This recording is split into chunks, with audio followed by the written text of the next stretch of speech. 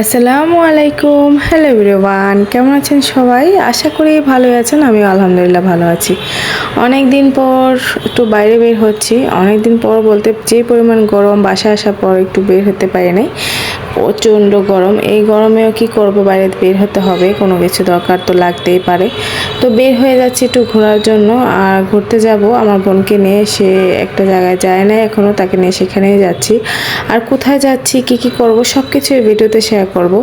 তো আমরা এখন চলে যাচ্ছি কুমিল্লা ক্যান্টনমেন্ট। এটা হচ্ছে Comilla cantonment gate, main gate যেটাকে বলে, কুমিল্লা ক্যান্টনমেন্টের মেন গেট। আর এইটার সামনে দিয়ে যাচ্ছি। তারপর ক্যান্টনমেন্টের পরিবেশটা তো অন্যরকম সুন্দর, এটা তো আপনারা জানেন। আর বরাবর সবসময় আমার কাছে ভালোই লাগে ক্যান্টনমেন্টের পরিবেশ। তো এই দিক দিয়ে যাচ্ছি, যাওয়ার পরে আমরা এখন চলে আসছি যেখানে আসার কথা, নাজিরা বাজার চেকপোস্ট, সেনাবাহিনীর যে এমপি চেকপোস্টটা, এদিক দিয়ে যেয়ে তারপর আমরা যাব হচ্ছে রূপসাগর। আর রূপসাগরের তো অন্যরকম একটা পরিবেশ। এখানে দেখার মতো অনেক কিছু নাই, তবে একটা শান্তির জায়গা সেটা আমার কাছে খুবই ভালো লাগে। কার কাছে কেমন লাগে জানি না, কিন্তু আমার কাছে খুবই ভালো লাগে।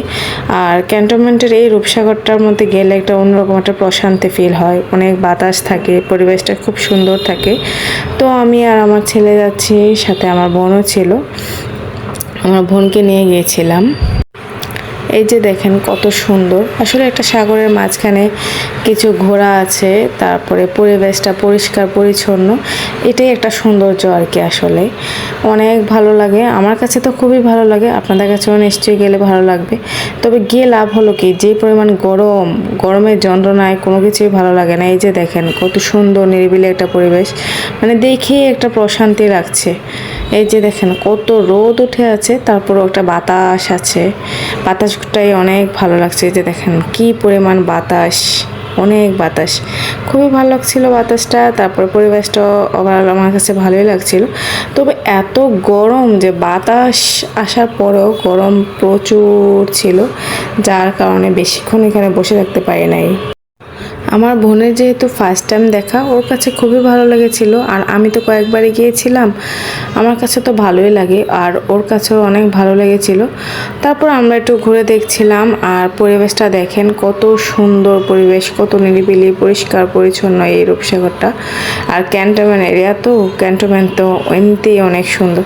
তারপর আমাদের দেখা শেষ, আবার ব্যাক করছি। এই যে দেখেন কি পরিমাণ রোদ আর গরম। ব্যাক করে আমরা চলে গেলাম ক্যান্টনমেন্ট চায়না গার্ডেন রেস্টুরেন্টে, কারণ এত গরম, এত গরম যেটা ভাষায় প্রকাশ করার মতো না। তারপর রেস্টুরেন্টের ভিতরে গিয়ে দেখলাম যে কোথায় বসা যায়। রেস্টুরেন্টটাও ফাঁকা ছিল, যেহেতু আমরা দুপুর টাইমে গিয়েছিলাম। রেস্টুরেন্টটা ফাঁকা ছিল, রেস্টুরেন্টে গিয়ে বসলাম। বসার পরে একটু শান্তি লাগছিল, কারণ এসি ছিল রেস্টুরেন্টে। আর রোদ থেকে আসছি, গরমে যন্ত্রণায়, মানে রেস্টুরেন্টে বসে ভালোই লাগছিল। তারপর আমি আর আমার ছেলে একটু ভিডিও করে নিচ্ছিলাম, আপনাদের সাথে একটু শেয়ার করে নিচ্ছিলাম। ওকে ডাক দেওয়ার পরে ও একটা পোজ নিল ভিডিওর। তারপরে দেখছিলাম মেনু কার্ডে কী কী খাওয়া যায়। আমার বোন যেহেতু গিয়েছে, ওকে নিয়ে গিয়েছিলাম। তারপর আমাদের খাবার অর্ডার দেওয়া শেষ, আর ও ওখানে একটু কাজ করছিল।